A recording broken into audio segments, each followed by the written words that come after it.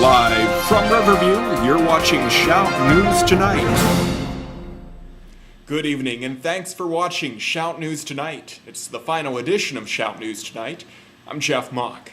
Can you put a price on happiness? Well, a new scientific study says that you can. Scientists recently discovered that happiness is just a purchase away when they conducted a study that measured whether or not a person's happiness improved as they purchased specific items. Brain scanners measured activity in the medial orbital frontal cortex, the area of the brain that registers pleasure, as a person went shopping. That study concluded that the more expensive and higher the quality of the item, the happier the person was. In other words, a person is happier when they purchase a more expensive car or a more expensive home than a less expensive one. The pleasure center of the brain is more active when a more expensive item is purchased.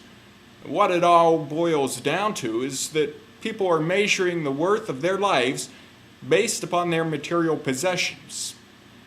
But the downside, the study also revealed that happiness brought on by these purchases only lasts for a short time.